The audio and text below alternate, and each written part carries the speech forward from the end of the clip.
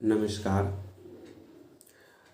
आज हम लोग कुछ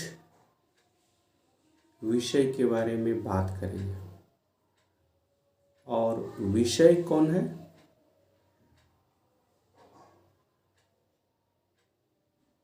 एविडेंस, जिसको हम लोग कहते हैं हिंदी में साक्ष्य। और इसी में हम लोग कुछ बात करेंगे और इसमें इसलिए बात करेंगे कि कल झारखंड जुडिशरी का एग्ज़ाम है, उसके बारे में हम लोग कुछ सीखेंगे। बात करना क्या सीखेंगे। और जो भी हमारे दोस्त ही वीडियो ये देखते हैं, ज़्यादातर जो हमारे दोस्त हैं जिनको ज़रूरत है, आवश्यकता है, वही देखते हैं। क्योंकि जो भी और सब आदमी हैं उनको पता नहीं है कि ये जो एग्ज़ाम होता है कैसे होता है, क्या होता है, तो उसके बारे में हम लोग बात करेंगे। कुछ जो मेन सब्जेक्ट है, जैसे मान लीजिए कि कोई पूछ देता है कि आप जब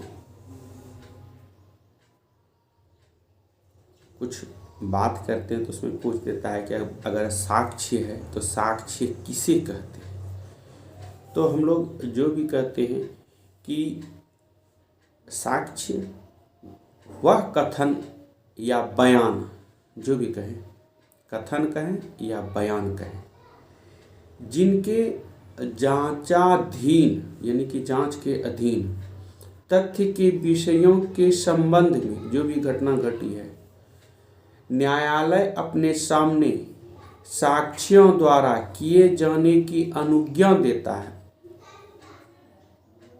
या अपेक्षा करता है कि ये बात को ये कबूल करेगा, ऐसे कथन मौखिक साक्ष्य कहलाते हैं। फिर से हम लोग एक देख लेंगे। वे सभी कथन जिनके जांचाधीन तथ्य के विषयों के संबंध में न्यायालय अपने सामने साक्ष्यों द्वारा किए जाने की अनुज्ञा देता है या अपेक्षा करता है, ऐसे कथन को हम लोग मौखिक साक्ष्य कहते हैं।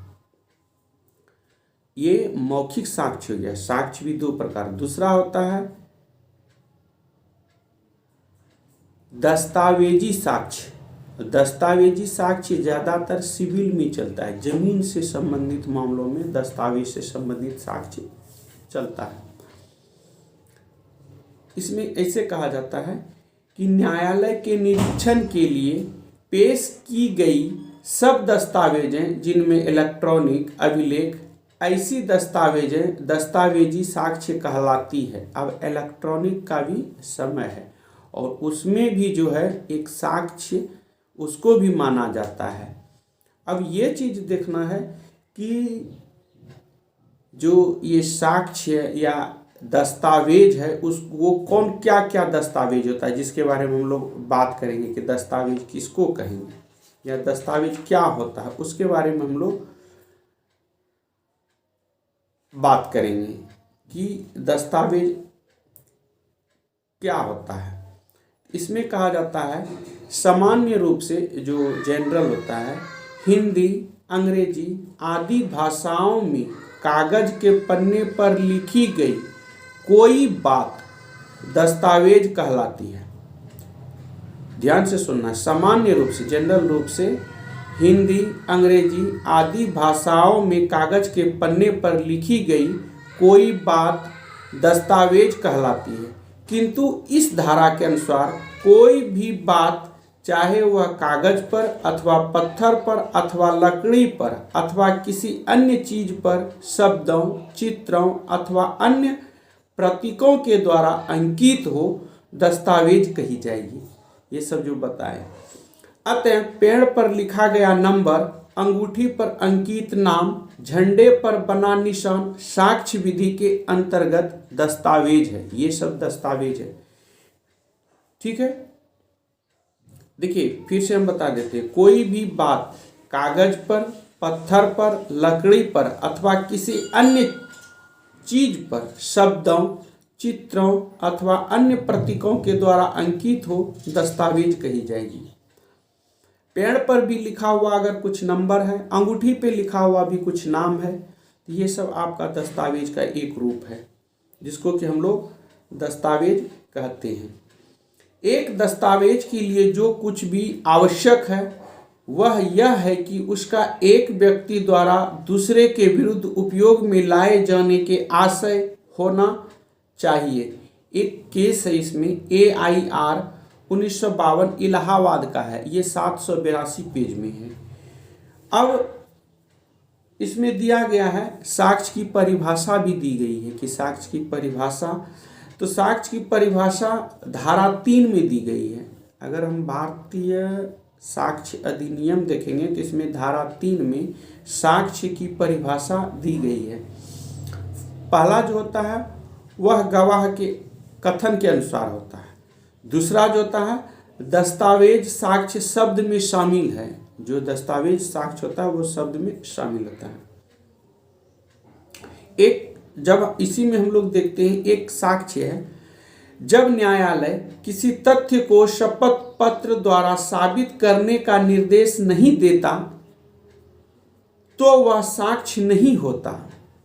इसमें दिया एक कोर्ट का जजमेंट है, इसमें दिया है जब न्यायालय किसी तथ्य को शपथ पत्र द्वारा साबित करने का निर्देश नहीं देता तो वह साक्ष्य नहीं होता। और इसमें एक केस है निर्मला बनाम हरि सिंह का केस है, ये है हिमाचल प्रदेश का। AIR 2001 का केस है, इसमें है निर्मला बनाम हरि सिंह, इसमें दिखाया गया और ये कहा गया है इसी केस में। दूसरा होता है साक्ष्य अधिनियम की धारा 3 के अंतर्गत शपथ पत्र के कथन साक्ष्य नहीं है। दूसरा केस में कहा गया है साक्ष्य अधिनियम की धारा 3 के अंतर्गत शपथ पत्र के कथन साक्ष्य नहीं है। इसमें एक केस है सुधा देवी बनाम राम पी नारायण, ये AIR 1988 का है, सुप्रीम कोर्ट का है। तो इसमें दिया गया है। तीसरा एक और केस है स्टेट ऑफ महाराष्ट्र बनाम प्रफुल्ल 2003। इसमें कहा गया है कि सर्वोच्च न्यायालय ने कहा इस मामले में कि सर्वोच्च न्यायालय ने कहा कि वीडियो कॉन्फ्रेंसिंग के जरिए रिकॉर्ड साक्ष्य कतिपय शर्तों के अधीन होना चाहिए। अगर आप किसी का वीडियो रिकॉर्ड करते हैं तो उसमें भी आपको कहीं ना कहीं शर्त होना चाहिए, उस शर्त के अधीन होना चाहिए। अगर शर्त नहीं है तो वो साक्ष्य नहीं होगा। इसी में हम लोग एक केस को देखते हैं साबित वाला। यदि ब पर 500 रुपये के लिए दावा करता है, यदि ब पर 500 रुपये के लिए दावा करता है और ब कहता है कि उसने रुपया लौटा दिया है और इसके सबूत में वह द्वारा लिखित एक पत्र साबित करता है जिसमें रुपया प्राप्त होना ने स्वीकार किया है और न्यायालय रुपया लौटाने के तथ्य पर विश्वास करता है, जिसमें रुपया प्राप्त होना ने स्वीकार किया है और न्यायालय रुपया लौटाने के तथ्य पर विश्वास करता है, और यदि विश्वास नहीं करता है तो एक प्रज्ञावान मतलब होता है बुद्धिमान व्यक्ति की तरह रुपया लौटाया जाना संभाव्य समझता है तो यह कहा जाएगा कि रुपया लौटाया जाना साबित हुआ। ये ब के बारे में बताया है। फिर इसी में एक और केस है, जब न्यायालय एक तथ्य को शपथ पत्र द्वारा साबित करने के लिए नहीं कहता वहां वह साक्ष्य नहीं है। विश्वनाथ बनाम अब्दुल, ये SC सुप्रीम कोर्ट का केस है। दूसरा होता है साबित का अर्थ यह नहीं है कि साबित कठोर, गुणित तथा दिखने वाला ही हो, क्योंकि यह असंभव्य इसमें तात्पर्य उस साक्ष्य से है जिसमें युक्ति युक्त व्यक्ति निष्कर्ष पर आ सके।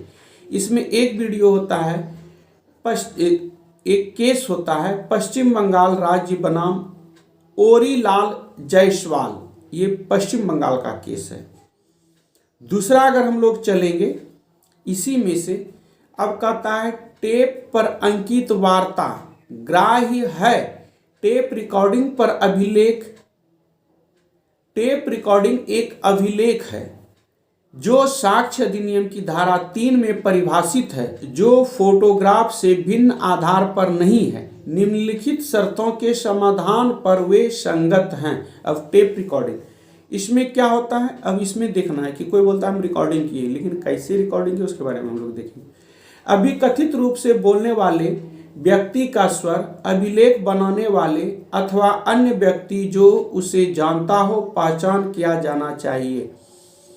अब मान लीजिए किसी का रिकॉर्डिंग करते हैं तो उसमें यह होना चाहिए कि इसका बोलने का शैली ढंग उसके जो नज़दीकी हैं वही बता सकते हैं, दूसरा कोई नहीं बता सकते।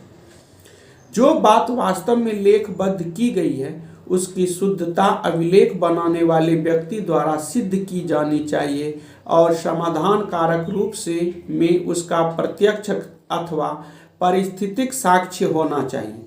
अभिलेख बिगाड़ने की संभावना नियम बाह्य हो।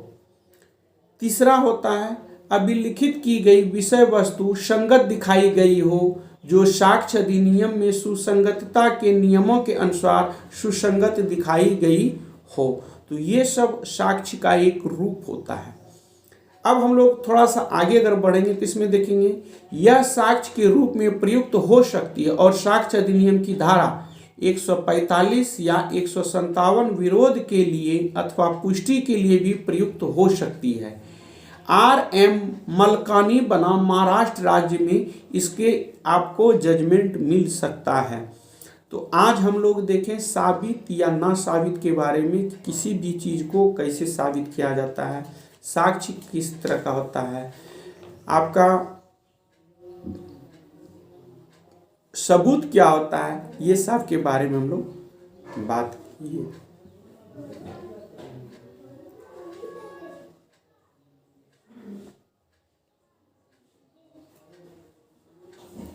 अब इसमें एक चीज देखते हैं ध्यान से। भारतीय साक्ष्य अधिनियम की धारा 5 साक्ष्य विधि की आधारशिला है। इसमें कहा गया है कि भारतीय साक्ष्य अधिनियम की धारा 5 साक्ष्य विधि की आधारशिला है। इस धारा के अनुसार केवल विवादक एवं सुसंगत तथ्यों का साक्ष्य दिया जा सकता है। इस धारा का मुख्य उद्देश्य साक्ष्यों के क्षेत्र को सीमित करना है। इसमें एक हम लोग के विद्वान अधिवक्ता है कनिंदम महोदय के अनुसार इस धारा का बल अंत के शब्दों में है, किन्हीं अन्यों का नहीं। सुसंगति ग्राह्य की परख अथवा कसौटी है। न्यायाधीश धारा 136 के अनुसार पूछ सकता है कि पेश किया जाने वाला तथ्य कैसे सुसंगत होगा। इसके बारे में हम लोग देखते हैं। अब इसमें एक केस हम लोग देख लेते हैं अगर इतना आ गए हैं तो। और अब जो केस है हम लोग देखेंगे सुसंगत के बारे में, कि एक ही समव्यवहार के भाग होने वाले तथ्यों की सुसंगति के बारे में हम लोग बात करेंगे कि बात सही है या गलत है या कैसा है, इसके बारे में हम लोग बात करेंगे। और इस बात में भी देखेंगे कि क्या सही है क्या गलत है। इसमें 2-3 है। इसमें दिया गया है समव्यवहार के भाग का सिद्धांत, ठीक है। तो इसमें हम लोग देखेंगे, उसका देखेंगे रटन बनाम क्वीन एक केस है, उसके बारे में देखेंगे। आर बनाम फोस्टर, इसके बारे में हम देखेंगे। और केस एक है आंध्र प्रदेश का, इसमें है आंध्र प्रदेश राज्य बनाम पी सत्यनारायण। ये आपका 2000 का केस है। इसमें एक ये केस जो है आंध्र प्रदेश की, इसमें थोड़ा सा हम लोग देख लेते हैं कि ये एक केस है कि अभियुक्त ने पत्नी एवं पुत्री की हत्या कर दी है। अभियुक्त के पिता ने मृतक पत्नी के पिता से हत्या के बारे में बताया। चूंकि यह स्पष्ट नहीं था कि अभियुक्त के पिता ने घटना के कितनी देर बाद फोन किया, अतः यह कथन एक ही संव्यवहार का भाग नहीं माना गया। ये केस है आपका आंध्र प्रदेश राज्य का। उसके बाद एक और केस इसी में आ जाता है आर बनाम बेडिंगफील्ड के प्रकरण में। इसमें देखना है कि मृतिका, जिसका गला धारदार हथियार से काटा गया था, ने कमरे में निकलकर कहा, देखो मेरी प्यारी चाची, बेडिंगफील्ड ने मेरी क्या दुर्दशा की है। समय स्पष्ट न होने के कारण यह कथन भी एक संव्यवहार का भाग नहीं माना गया। यदि वहां कोई अंतर है तो कूट कारण करने के लिए पर्याप्त है, तब वह कथन रेस जेस्टे का भाग नहीं होगा। जीवी राव बनाम आंध्र प्रदेश राज्य का भी एक केस ये आता है। तो इसमें अब देखना है कि संव्यवहार और व्यवहार में क्या ये होता है, उसके बारे में हम लोग बात किए, देखें। और आप लोग से फिर एक बार हम यही कहेंगे कि बात सत्य है लेकिन कड़वी है। तो इसमें जो है, जो भी हम लोग डिटेल देखते हैं या बात करते हैं, तो इसमें एक चीज़ को हमेशा ध्यान देना चाहिए कि वीडियो अच्छा लगे या ना लगे, शेयर जरूर करें। तब तक के लिए जय हिंद, जय भारत, नमस्कार।